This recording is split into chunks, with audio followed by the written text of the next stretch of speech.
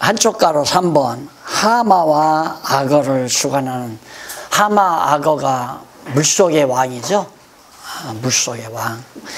예, 악어를 하나님이 주관한다. 물론 송사리도 주관하죠. 하마와 악어만이 아니라 여기서는 이제 전능성을 찬양하려니까 물속에서 가장 강력한 생물을 언급하는 겁니다. 40장 1절 5절 욥이 여호와께 명하신 질문의 대답을 겸손히 사용합니다. 여호와 하나님께서 이제 하마에 대해서 질문하니까 하나님 대답 못하겠습니다 이 말이 할 말이 없죠. 그래서 나 이런 장면을 읽으면 사도 바울이 이제 그 로마서 강의하면서 로마서에서 그런 말을 합니다. 하나님이 불순종 가운데 가두어서 죄인 되게 해가지고 은혜를 베풀어 하나님의 은혜의 영광을 찬미하게 한다는 그런 논조를 얘기하면서 이런 얘기하면 사람들이 그럴 거다 이거예요. 뭐라고? 왜 하나님이 죄 짓게 불순종 가운데 가두어 놓고 불순종하면 인간에게 책임을 왜 돌리느냐 이런 말을 할 거지만은 야 이 사람아 네가 뉘기에 인간이 감히 뭔데 건방지게 하나님하고 토론하려고 하느냐 이 말이죠. 상대가 안 된다. 입 닥쳐라 이 말이에요. 하나님께서 내 입을 막아버리려고.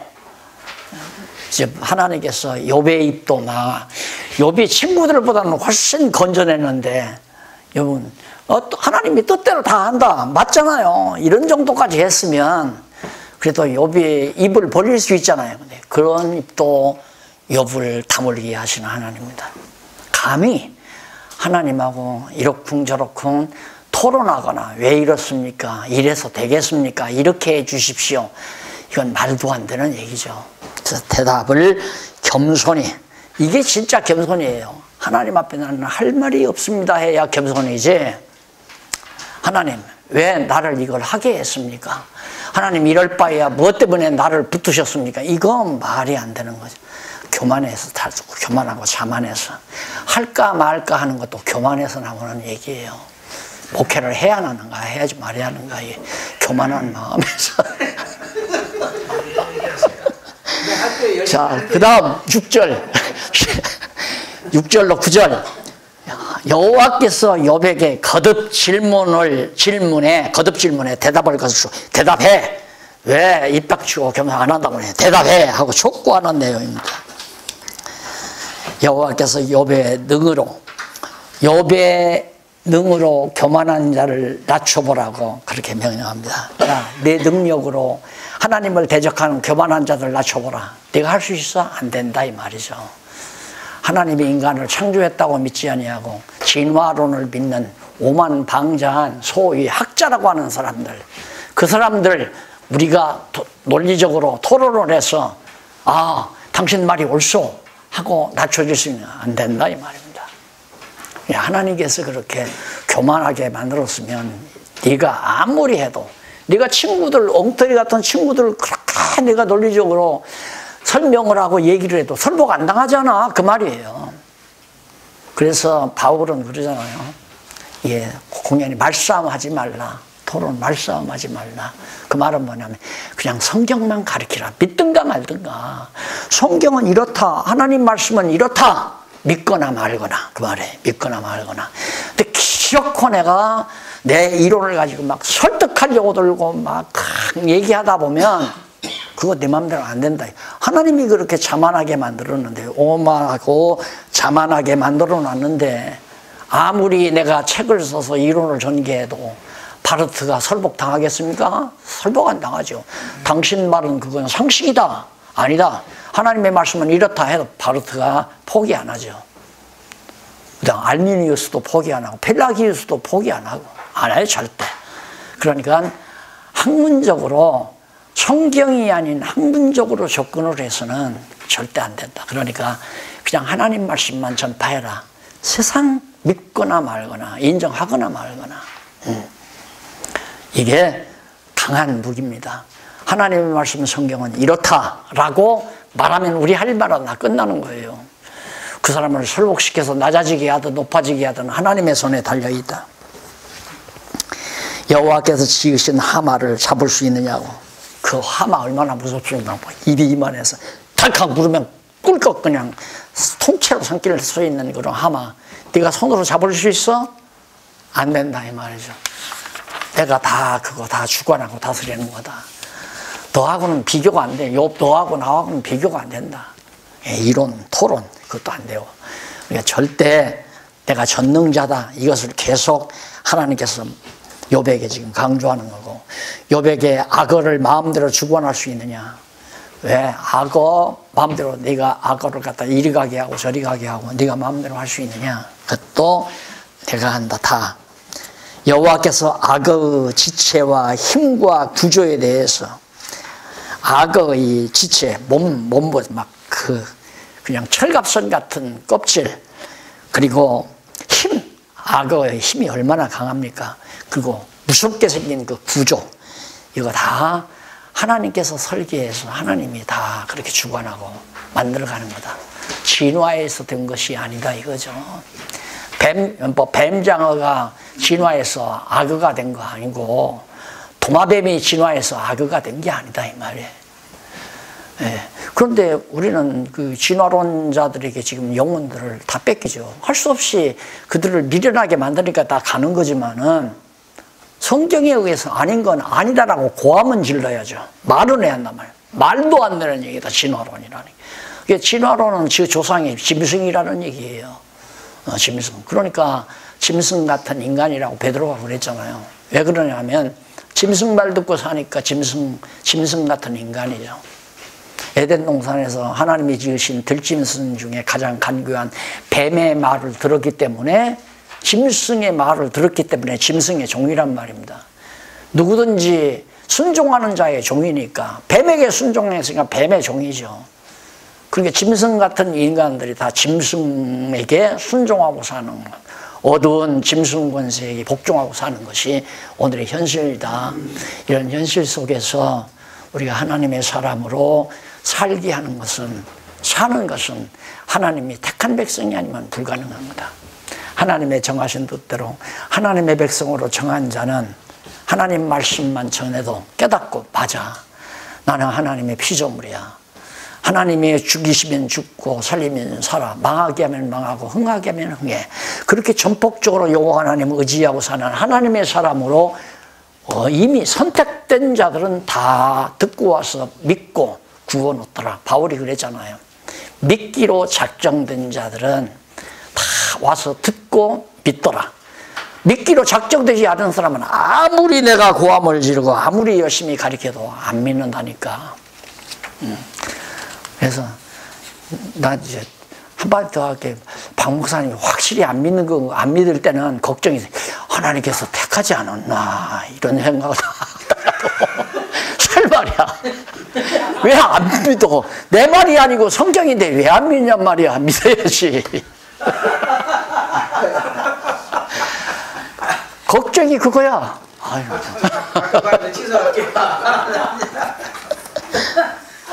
자, 이쯤에서 하나님께서 이제 당신의 능력, 전능성을 욥에게 다 밝혀줬잖아요. 만물과, 그 다음 동물과, 그 다음 악어와 하마, 물속에 사는 왕들, 이런 거 다 하나님이 주관하고 다스리고. 우주 만물 보세요. 태양계, 온 우주가, 이 태양계가 수없이, 은하계가 수없이 많다고 그러잖아요. 수없이 많다. 그런데 다 알지도 못하면서 겨우 지구와 달의 거리, 태양과의 거리, 태양과 지구 천동설이냐 지동설이냐, 그 웃기는 얘기예요. 천동설, 지동설도. 천동설만도 아니고 지동설만도 아니에요. 하늘도 움직이고 태양도 움직이고 달도 움직이고. 왜? 생명의 기운이 역사하기 때문에 이 세상이 움직이지 않는 게 하나도 없어요. 작은 쿼까지라도 다 움직이는 거란 말이에요. 왜? 거기에 생명의 기운이 작동하니까.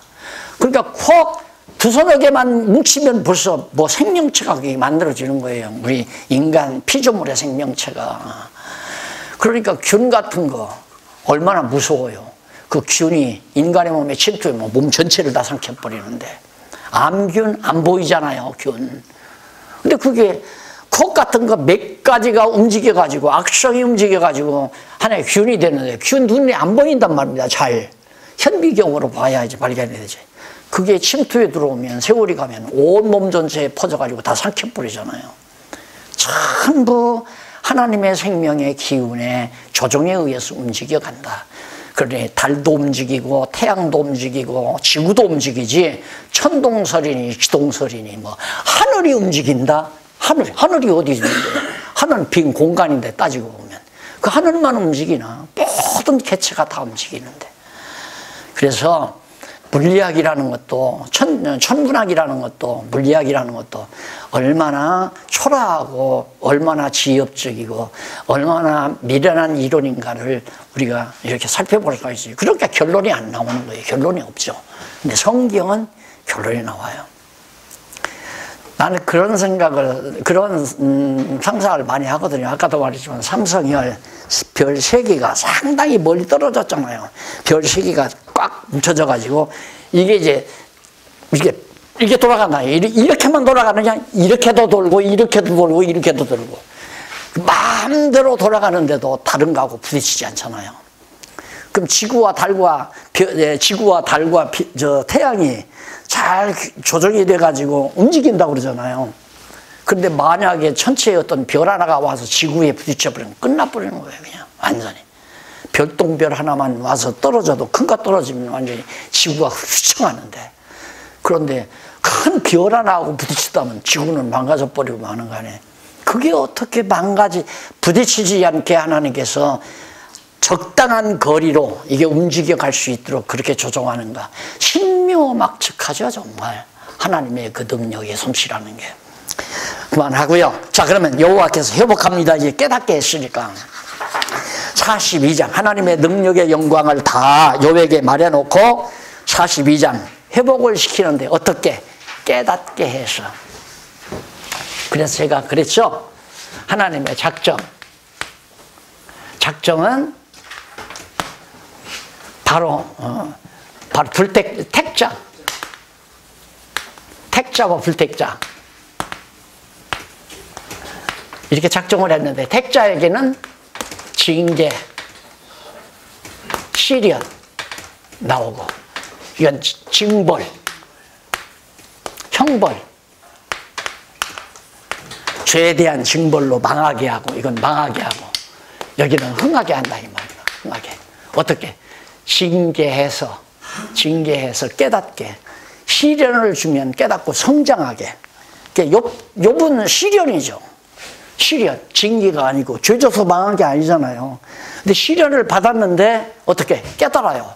와, 내가 아는 하나님의 전능성은 아주 미량이다. 작은 것이었구나. 부분적인 것이었구나.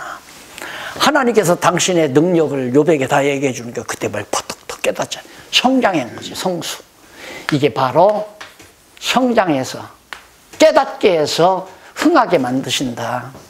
그래서 우리 택한 백성에게는 징계도 좋고 시련도 좋다. 사업하다 망하는 것도 좋고 사업이 흥하는 것도 좋고, 목회가 잘 되는 것도 좋고 목회가 안 되는 것도 좋고, 해결 다 됐잖아요. 그렇죠? 네, 다 된 거예요. 네. 내가 몸 건강한 것도 좋고 내가 몸 약한 것도 좋고. 왜? 목적은 성장시켜 흥하게 하려는 거, 영원히 구원 얻게 하시려는 것이 하나님의 뜻이니까 이 땅이 목적이 아니잖아요. 솔로몬에게 지혜 줘서 막 부를 주니까 이 땅에서 자기 할 일을 다 해본 거예요. 해보고 나니까 발장 다 헛거더라. 시설을 엄청 잘해놨더니만 잘해놓고 나서 보니까 야, 이거 나 죽을 날이 얼마 안 남았는데 수고도 하나도 안 한 놈이 와서 이 왕궁에서 살 것이고 이 부와 영화를 기쁨을 다 누릴 거니, 아, 이것도 정말 배 아프다 이 말이에요. 자기는 수고라도 해서 그걸 누렸는데 자기 죽으면 뒤에 어떤 놈이 와서 이 그물어진 황금집에서 살지 어떻게 알아요? 그 청와대 저렇게 지어놓으니까 저기 들어가서 살려고 막 발악들을 하잖아요. 예? 그런데 청와대는 아무것도 아니잖아요. 다 벽돌로 다 콘크리트로 지은 거지만 솔로몬의 궁전은 황금으로 다 지어놨단 말입니다. 그걸 놓고 죽으려니까 얼마나 솔로몬이 약이 올랐겠어요. 아, 내가 이거 해서 다 했는데 나는 죽으면 어느 놈이 와서 여기서 부와 영화를 누리나. 그래서 헛되는데 결국은 하나님께서 나를 부하게 만드는 것은 이거 아무것도 아니다. 그거 깨닫게 하려고 이렇게 수고하고 애쓰게 했구나. 따라서 여호와 경외하기를 배우지 않으면 만사가 다 헛되다. 결국은 우리가 여호와 이런 시련과 징계를 통해서 깨닫는 뭘? 하나님의 능력을, 전능성을 깨닫게 하려는 거예요. 야, 하나님 정말 전능하시다. 이것 깨닫게 하려는 것이 우리가 이 세상에 살게 하는 목적이란 말입니다. 근데 우리는 이 땅에다가 뭘 이뤄놓으려니까 하나님하고 코드가 안 맞는 거죠. 하나님하고 코드를 맞춰야 되어지는 일마다 감사가 나오는데 하나님하고 코드가 안 맞으니까 되는 일마다 하나님은 잘 된다고 그러는데 우리는 잘못된다고 생각하고, 하나님 우리를 위한다고 생각하는데 우리는 하나님이 나를 자꾸만 해롭게 한다고 생각하고, 코드가 안 맞으니까. 그래서 불평, 불만이 나오고 짜증이 나오고. 지금도 불만이 있으세요?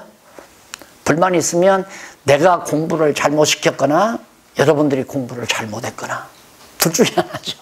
그래요.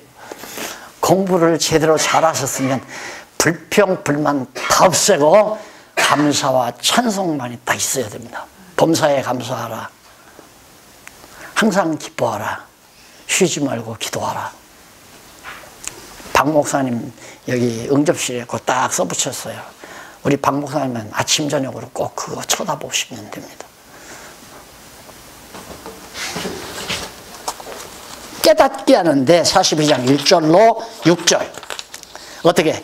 욥이 여호와의 무소불능하심, 계시지 않은 데 없고 못할 일이 없으신 하나님이다. 제대로 안 가네요.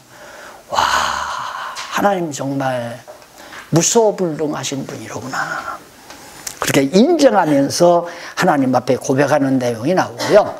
3절로 4절에 보면 욥이 여호와께 무지한 자기에게 알게 하시기를 감. 그래도 꽤 욥이 잘 주장했잖아요. 하나님 작정하신 뜻대로 한다. 이거 잘 주장했어요. 그런데 내가 무지했습니다. 말이에요. 예, 이렇게 말하는 건 별거 아니다 이 말이에요. 내가 너무너무 하나님 말씀을 듣고 보니까 내가 너무 무지한 것이 많았습니다. 자기에게 알게 해주십시오. 그걸 깨닫게 하십시오. 그러니까 깨달으면 깨달을수록 악하고 할 말이 없어져야 돼요. 그러니까 여러분 만약에 남한산성이 뿌리째 뽑혀가지고 떼굴떼굴 굴러간다고 생각을 해보십시오. 해버리죠. 고함도 안 질러요. 하고 완전히. 남한산성이 뿌리째 뽑혀서 대굴대굴 굴러서 청평 아니라 어디야 양수지 쪽으로 굴러간다고 하면, 근데 그건 아무것도 아니잖아요. 지구 땅덩어리가 굴러가고 태양이 굴러가고 우주 전체가 굴러가고. 근데 뭐 할 말이 있어요? 할 말이 없어야 돼요. 할 말은 하나님 말씀밖에는 할 말이 없다. 하나님 말씀밖에는 전할 얘기가 없다. 다른 할 말이 없다. 할 말이 있다는 건 아직도 자기가 살아서 그래요.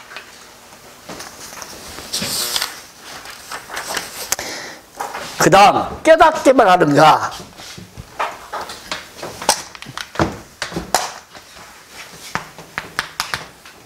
깨닫고,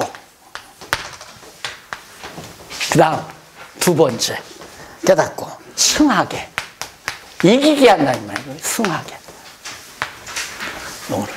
하나님께서 친구들의 이론을 다 박살내도록 승하게 이길 수 있게 하나님이 하신다. 42장 7절로 9절에 나옵니다. 내가 너무 넘어갔나요? 안 넘어갔어? 무소불능하신 무지한 자에게 알게 해달라. 1장 42장 1절로 2절 나오고, 회복하는데, 그 다음 3절로 4절에 자기에게 알게 하시기를, 그 다음 5절로 6절에 욥이 귀로 듣던 줄을 눈으로 본다며 화나면서 회개합니다. 자, 이때부터 관이 생깁니다. 관. 이게 볼관자죠. 볼관. 볼 수 있다 이 말이에요. 하나님을 볼 수 있다. 하나님을 볼 수 있다. 역사를 볼 수 있다. 인생을 볼 수 있다. 인생관, 역사관, 세계관.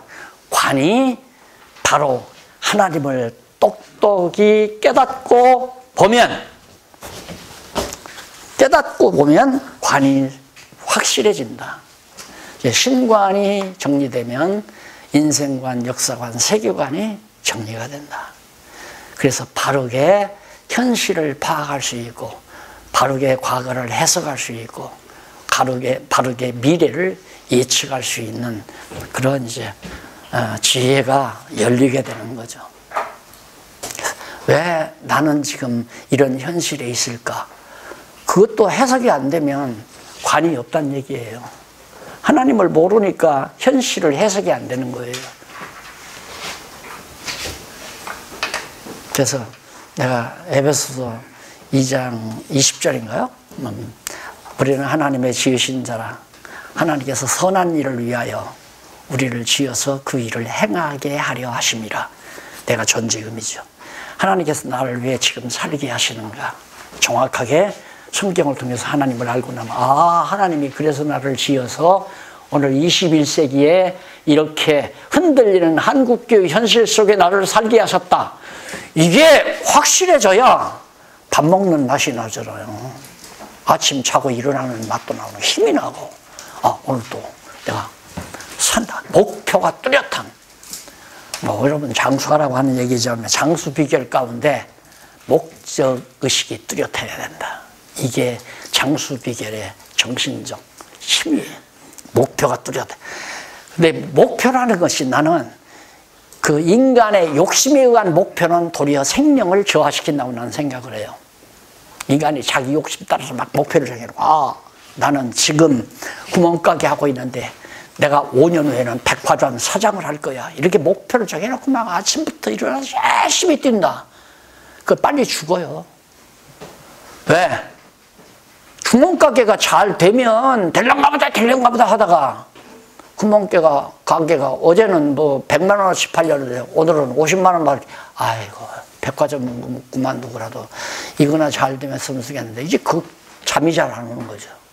근데 목적의식이 뚜렷하려면 부여하든 가난하든 병들든 건강하든 상관없이 하나님이 나를 왜 이 세상에 버렸는가, 그거에 대한 확증을 얻고 목표를 정해놓고 살면 잠자리도 편안하고 힘내서 일어날 수 있고 하루하루가 힘찬 하루로 나갈 수가 있고, 그래서 우리 몸에 기가 약해지지 않는 거죠.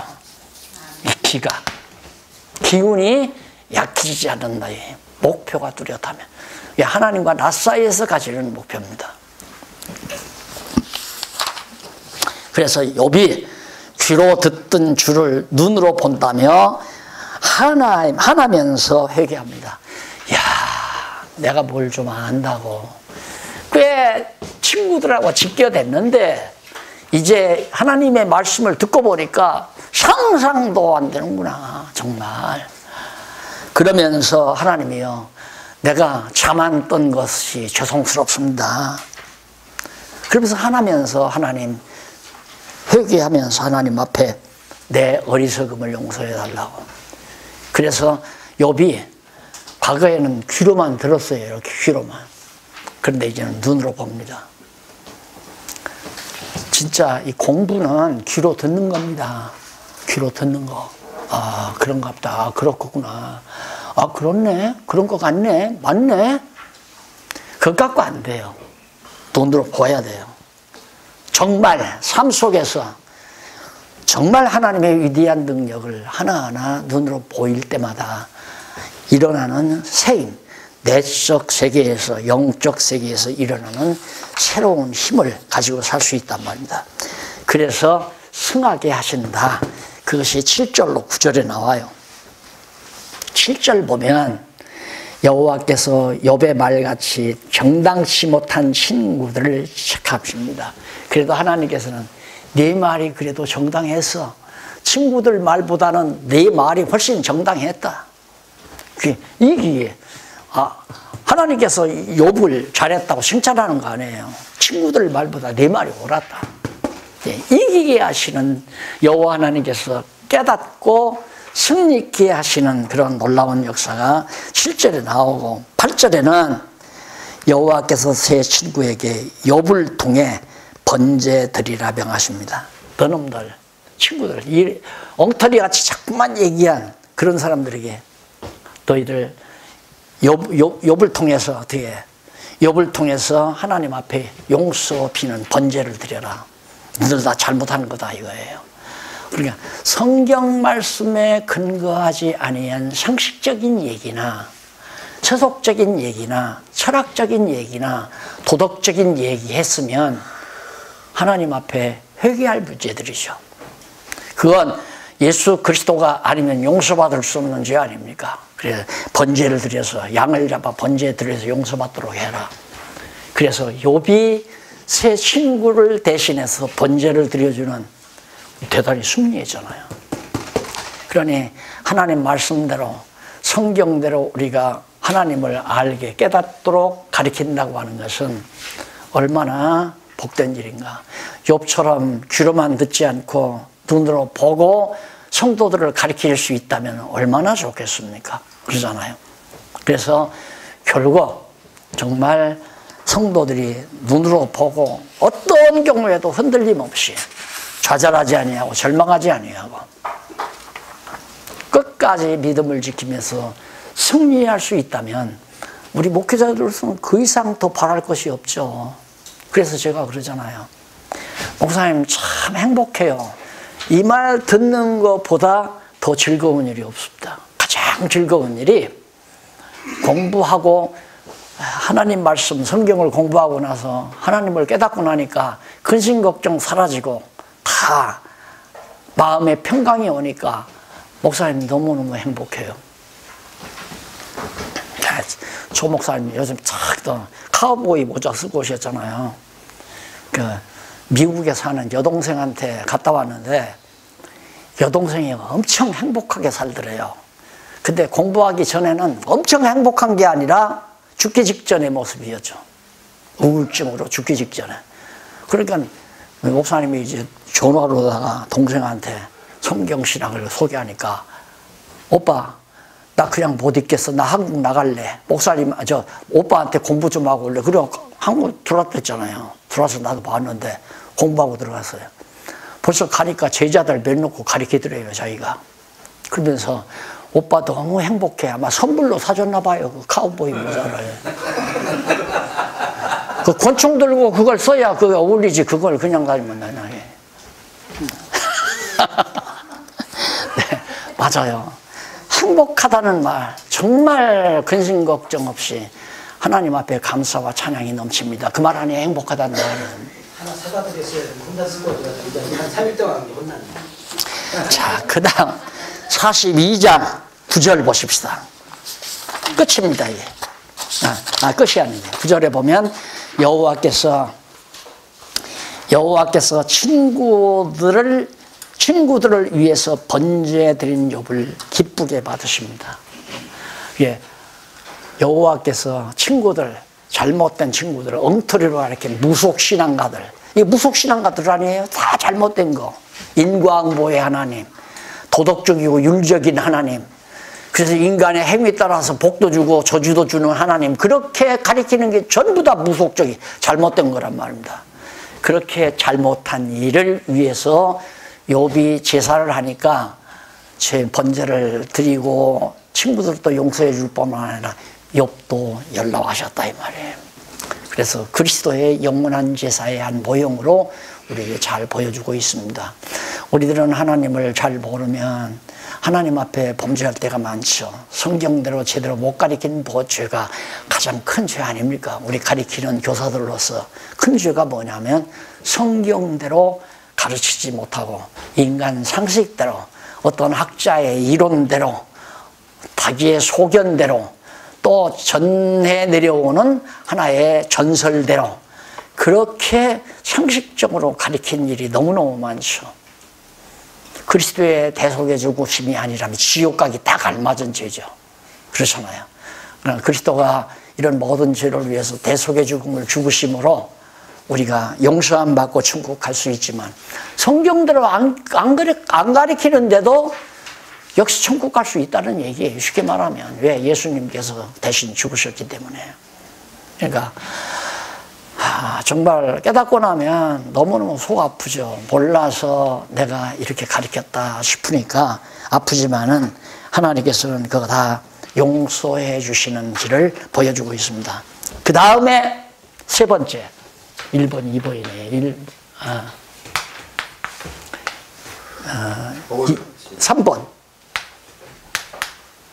한쪽 다, 한쪽 가로 비슷하네. 3번은 복을 베푸심.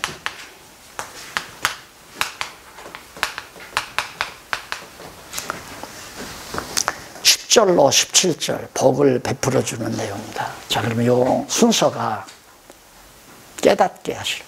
그러니까 징계나 시련을 통해서, 욥의 경우는 시련을 통해서 깨닫게 했지만 우리는 징계죠. 우리가 뭔가 하나님 앞에 잘못할 때 징계를 통해서 깨닫게 해가지고 이기게 하죠. 그래 겁날 거 하나도 없어요. 하나님께서 나에게 징계를 준다 할지라도 그 징계는 목적이 거니까 깨닫게 해서 이기게 해가지고 승하게 해서 결국 복을 베푸시기 위해서다. 여러분, 제 힘이 바로 여기서 나오는 겁니다. 나에게 힘을 주는 말씀이 성경을 통해서 깨닫고 나니까 겁난 게 없는 거예요. 겁난 것이 2단, 3단이라 해도 겁난 것도 없고 뭐 도둑놈은 살릴 놈은 죽일 놈 해도 상관이 없고 왜? 하나님께서 깨닫게 하시려고 나에게 여러 가지 뭐 불리한 일, 인간적으로 볼 때 불리한 일이 있어도 결국은 깨닫게 하려고. 사람이란 그렇더라고요. 제가 살아보니까 뭔가 나를 통해서 뭔 일이 됐는 듯 싶으면 그 성공감이라는 게 참 보통 매력이 아니에요. 나는 꽤 성공했다. 제가요, 그동안 늘 말했지만 목회할 때 이놈의 새집을 다니다가 보니까 조금 될만하면 새 올려달라. 장소가 좁으니까 좀 더 얻고 나면 부담이 더 크고 그러다가 또 뭐 더 올려달라면 이제 다른 데로 이사 가야 되고 그래서 이렇게 다니다가 보면 저 산비탈 같은데 우막사 같은 거 있어요. 이 서울 근교에는 그런 게 많잖아요. 우막사 하다가 그냥 내판개친 건물 다 무너져 내리는 거. 저런 것은 몇 푼 안 주면 살 수 있지 않을까 이런 생각만 했어요. 그거 사가지고 내가 직접 부르고 사다가 이렇게 싸서 벽 쌓고 지붕 새는데 다시 만들고 그래서 미장도 내가 할 수 있거든요. 옆에서 배웠으니까 옆에서 보니까 뭐 딱 이겨가지고 물통물통하게 해서 딱 받침 놓고 이렇게 대고서 쭉 밀으니까 쭉쭉 나가더라고요. 그렇게 미장을 해서 페인트 사다가 이거 밀면 되잖아요. 이거. 그렇게 해서 통나무 몇 개 건너 질러놓고 의자 만들어서 앉아서 제발 돈 걱정 없이 말씀 좀 가르치면 얼마나 좋을까. 그렇게 꿈꾸던 사람이에요. 시골 가죠? 시골 그저 한 3, 40평짜리 예배당 지어놓은 거 보면 저분들은 도대체 무슨 재주가 있어서 저렇게 예배당을 짓고 할까. 하늘이 별따기처럼 생각을 했어요. 그런데 목사님들 와 보셔주면 난데없이 이렇게 됐잖아요. 그러니까 내 나름대로 왜 나는 성공한 편에 들어가는구나. 이런 생각이 안 하려고 해도 들어간다니까. 그리고 목사님들이 와서 참 좋네요. 우리 박 목사님들 와서 딱 한 번 왔다 가더니만 목사님 가보니까 그 잔디밭 참 욕심나대요. 당신도 이제 예배당 짓고 잔디밭 만들려고 그런 것 같아. 그런 얘기할 때마다 흐뭇하게 예를 들어 나는 만들었지만 당신 만들려면 힘 좀 들 걸 이런 생각. 이게 마귀가 주는 생각 아니에요? 이게 마귀가 주는 생각이란 말입니다.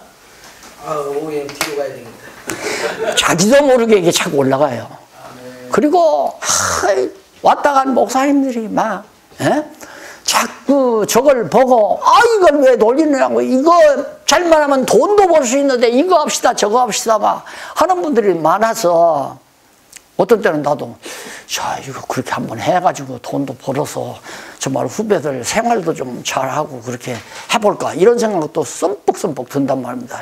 그럼 사탄아 물러가라 그러지. 이 사탄아 물러가라.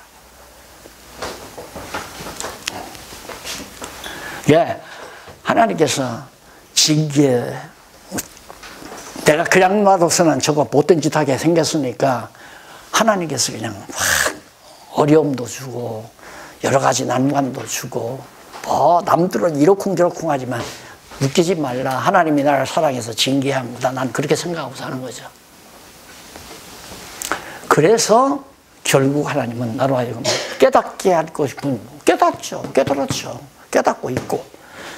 그러면 이기는 건 틀림없잖아요. 이게 하나님의 섭리니까. 깨달을 때는 이기게 하려고. 근데 진짜 이겨가잖아요. 한국에서는 2단 3단 난리들이만 중국에서는 이게 진리라고 와서 번역하겠다고 목사님 저렇게 와서 지금 한 20일째 가까이 고생하면서 공부하고 있잖아요.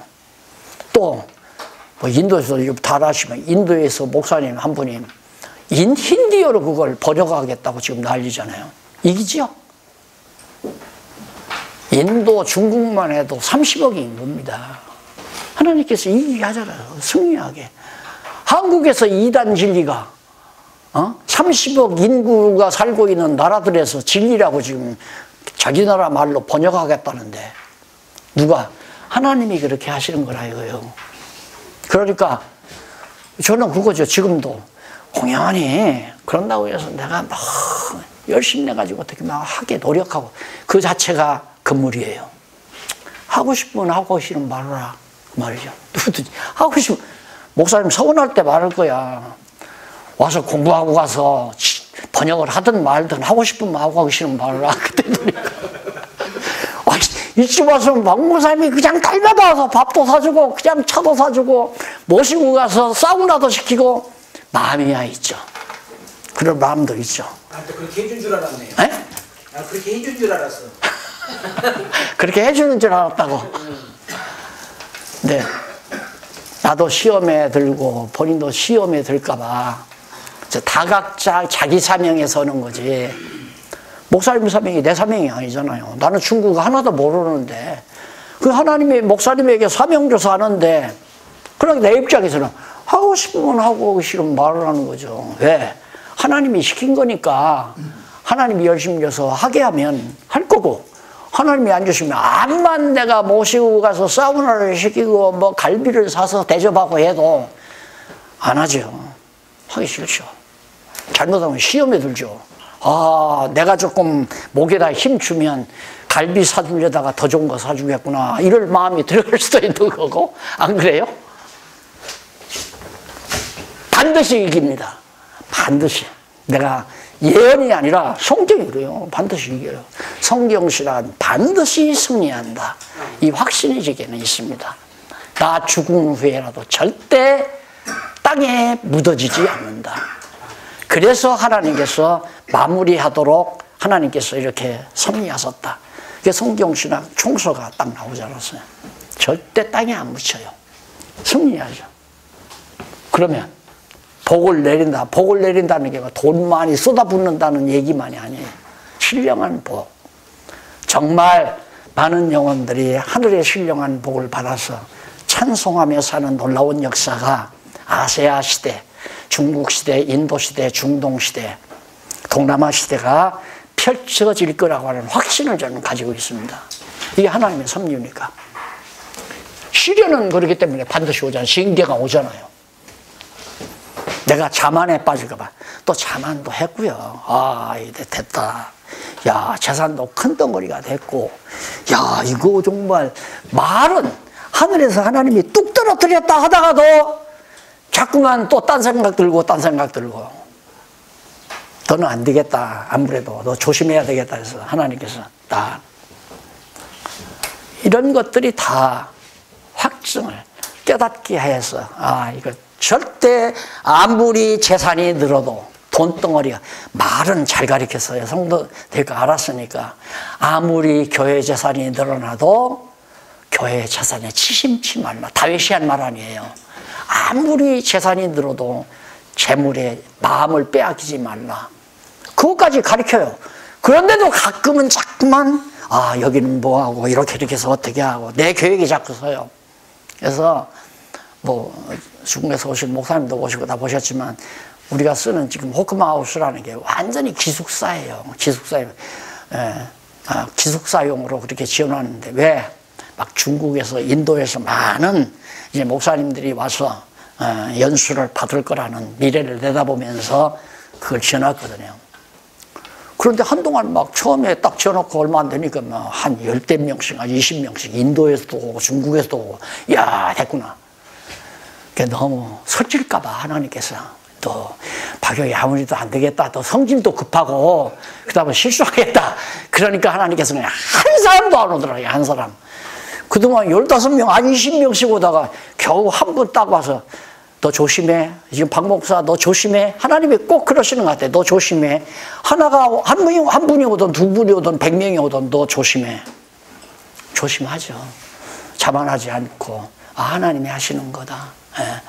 그래서 하나님이 하게 하시면 하고 하게 하시 아니하면 안 한다. 이걸 믿고 건방지게 설치지 않고 제 주제 파악을 하고 하나님께서 좋은 기회를 나에게 줬다고 생각하니까 잘 깨달았잖아요. 이제 이기죠. 반드시. 그래서 결국 하나님의 뜻을 이루어가는 그래 복을 베푸시는데 여호와께서 욥의 곤경을 돌이키시고 갑절의 복을 주십니다. 곤경. 이스라엘 백성들이 400년 동안 종살이했죠. 막판에는 너무 고역을 시키니까 바로가 막 신음소리를 낸 거예요. 막 너무 고달프니까. 하나님께 부르짖은 게 아니에요. 그걸 목사님들은 각색을 해가지고 하나님께 부르짖어서 애굽에서 나왔다고 그러지만 천만의 말씀. 너무 고달프니까 막 한탄을 한 거예요. 하나님이 그걸 기도로 받으시는 겁니다. 그러니까 하나님이 징계해서 아파하죠? 상달돼요, 그거. 하나님께. 자, 목사님들이 목회하다가 어려움이 옵니다. 예를 들어서 집사가 속을 새긴다거나 권사가 속을 새긴다거나 장로가 속을 새긴다거나 그래서 정말 견디기 힘든 아픔을 목사님들이 겪을 때 두려워하지 마요. 그게 산 기도예요. 그것이 살아있는 기도. 아파하는 그게. 하나님이 그걸 보신다 이 말입니다. 그래서 욥도 정말 생각해봐요. 재산 다 자식 다 죽고 아내도 다 도망쳐버리고 친구들마저 다 버리고 가장 외롭고 고달프잖아요. 그 상황을 하나님이 기도로 받으신다는 거. 욥이 형제와 자매와 친지들로부터 위로와 선물을 받게 됩니다. 갑자기 하나님께서 갑절의 복을 주시니까 그때는 쫙 다 배반했던 친지들이 다 몰려와서 욥을 막 위해서 욥을 칭찬하고. 참 놀라워요. 이런 것들이 실제 삶 속에서 하나하나 되진다고 생각해 보십시오. 믿지 말라고 해도 믿어지죠. 지금 이런 일이. 그걸 우리는 지금 이론으로 받아들이는 이론이 아니에요. 이건 실제 역사적 사실로 그렇게 되는 거란 말입니다. 그럼 우리에게도 하나님께서 시련만 주느냐? 아니에요. 시련 후에는 반드시 와요. 저는 이걸 목회 과정에서 한 두서너 번 겪었거든요. 막 교단에서 완전히 목사 목 잘라가지고 제명 처분 딱 해버리는데 때려치려고 그랬죠. 그런데 점점 회복되다가 보니까 나중에는 막 찾아와서 날 죽였던 사람이 당신 뭐 어떻게 했던 사람 그 뭐 암으로 죽었고 그 사람 뭘로 죽었고 다 죽었어 그놈들 뭐 이러면서 와서 우리 교회 와서 성도들에게 그러고 얘기를 하더라니까요. 아이고 속이 빤히 보인다. 그러니까 이 세상은 삶은 사람이 죽어가면 다 짓밟아요. 막 작은 친척도 상관없어요. 친구도 상관없고 그러나 뭐가 되는 듯 싶으면 와서 막 모여들어서 막 아첨하고 막 잘해주고. 지금 그런 현상이죠. 42장 12절로 15절 여호와께서 욥에게 재물과 자녀들을 복으로 많이 주십니다. 재물도 회복되고 자녀들도 많이 주고. 박 목사님 이게 새로운 마누라한테서 낳는지 안 낳는지 그건 성경이 없어요. 저도 몰라요. 그거 나한테 묻지 말아요. 네, 자녀들도 많고. 그 다음 16절로 17절 이 세상에서의 복이죠. 그러나 우리는 이 복이 세상에서의 물론 물질 복을 내가 반대하는 건 아닙니다. 근본적인 건 신령한 복이에요. 늘 마음의 평강과 기쁨과 찬양이 있으면 됐잖아요. 돈이 아무리 많아도 근심 걱정이 있으면 뭐 있겠어요. 그래서 욥의 자손 4대를 보고 와 욥이 자손을 4대를 보고 나이 늙어 기한이 차서 죽었더라. 중간에 병들지 않고 나이 많아 기진해서 그러니까 수명대로 다 사는 거죠. 그게 복이죠.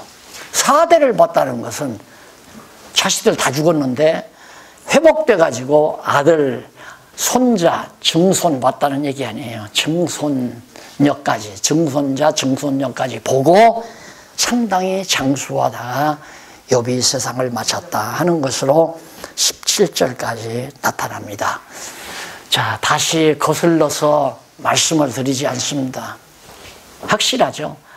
결국은 하나님은 작정하신 뜻대로 천하만사 작정하신 뜻대로 나를 이 세상에 태어나기 이전 천지만물을 창조하기 전에 하나님께서 나에 대해서 다 작정하신 뜻대로 선택해서 선택해서 그 선택한 뜻을 따라 우리가 1900년대에 태어나고 2000년대에 지금 살면서 21세기 살면서 하나님의 선하신 뜻을 이루어가게 하시려고 이렇게 다 섭리하시고 주관했다는 것을 욥기를 통해서.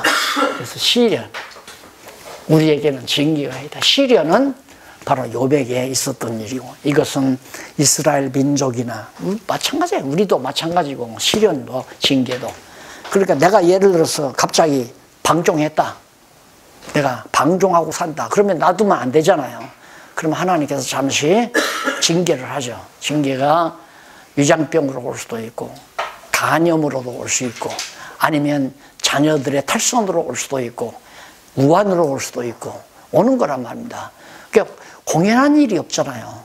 징계로 오든가 아니면 죄를 짓지 않았는데 목회도 잘하고 하나님 말씀도 연구해서 잘 가르치고 열심히 잘하는데 어려움이 온다. 그건 시련으로 주시는 거고 우리에게도 아무런 잘못이 없는데도 크게 현실적인 잘못이 없는데도 물론 근본적으로 우리가 다 죄인이죠. 실제적으로 삶 속에 범죄와 죄가 다르잖아요. 죄와 율법과 그리고 은혜 보면 범죄와 죄가 다르잖아요. 죄는 근원적인 것이고 범죄는 이 죄가 행동으로 드러나는 것이고 그리고 우리 안에 죄가 다 있단 말입니다. 그런데 그 죄가 행동으로 안 드러나면 그냥 죄인이지만 범죄한 건 아니잖아요. 범죄한 것은. 그러니까 하나님께서는 우리가 만약에 범죄했을 때 그냥 놔두면 점점 타락하게 되니까 하나님께서 그 범죄를 막기 위해서 깨달아서 승하게 하고 신령한 복을 주시기 위하여 시련을 주신다. 징계도 주고 시련도 준다. 이 범죄했을 때는 건 징계고 범죄하지 않았는데도 주는 건 시련이고 오는 거죠. 자, 이렇게 해서 42장 17절까지 모두 다 마쳤습니다. 그럼 마지막 최종적으로 마지막 거기 도표 하나 있죠?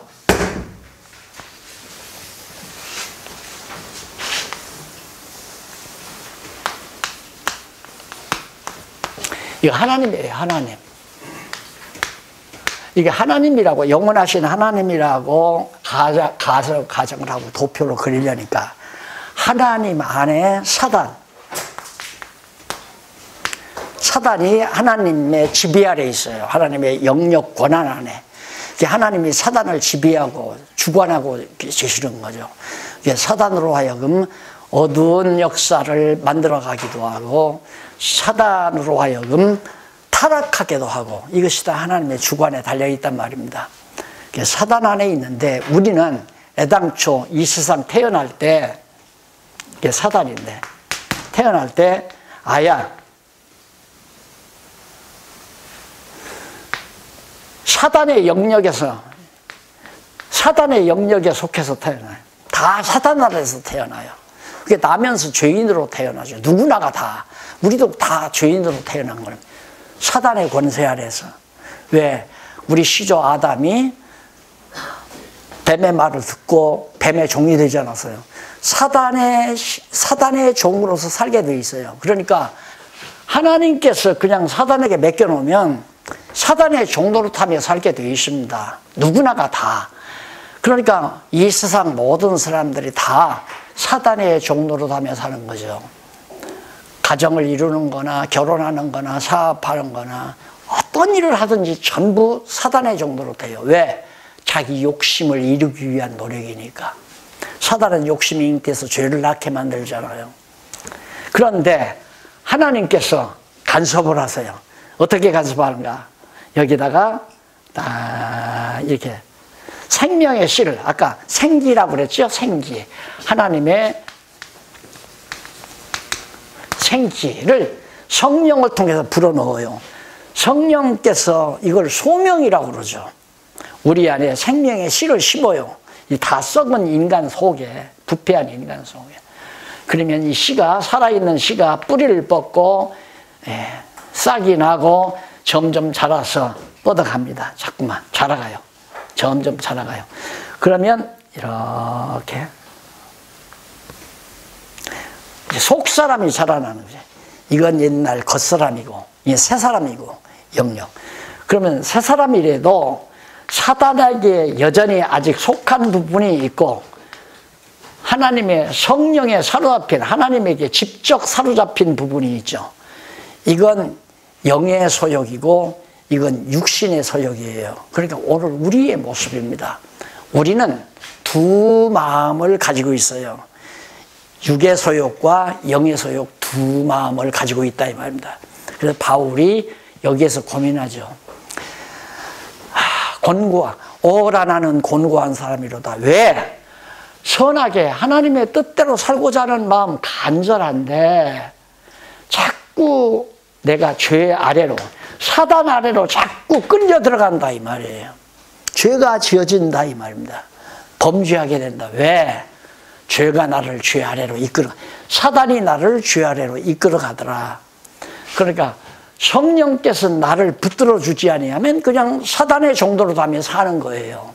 근데 우리는 그게 아니라 내가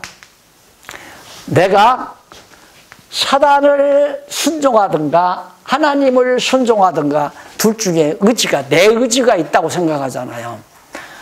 내 의지로 하나님의 뜻을 순종하든가 사단의 뜻을 순종하든가 선택권은 내게 있다. 이것이 인본주의 신학이라고 말입니다. 그게 아니에요. 그래서 성령께서 자꾸 여기다 말씀으로 힘을 주면 이게 점점 자라나요. 그러면 영의 소욕이 육체의 소욕을 초복종시키고 도둑질하려는 마음 도둑질 못하게 막고 강도질하려는 마음 강도질 못하게 막고 영의 소욕이 육체의 소욕을 짓눌러 이기게 됩니다. 그래서 승리 생활을 하게 되는 거예요. 그래서 마지막 육체의 장막을 벗어버리면 완전히 성화, 거룩하게 변화되는 거죠. 성화된 몸. 이것은 중생인 우리들이고 이것은 죄인, 타락인, 중생인, 성화인. 이제 완전히 부활하면 영화롭게 되는 거죠. 영화인. 완전히 이건 이제는 죄와 무관한 육체의 장막 벗어버리면 죄와 완전히 무관한 성화된 성도가 되는 거죠. 이게 죽음이라는 것은 사실 복이죠. 우리에게 죽음이란. 그 도표를 이렇게 욥기서의 이해를 하려면 바로 이걸 사단에게 인간은 근본적으로 속해 있다. 하나님께서 사단에게 욥도 거룩한 욥을 사단에게 맡겨놓으니까 완전히 사단이 다 박살내버리잖아요. 하나님께서 끄집어내서 다시 신령한 복을 누리게 만드시는 거고. 이렇게 해서 욥기서 모두 마쳤습니다.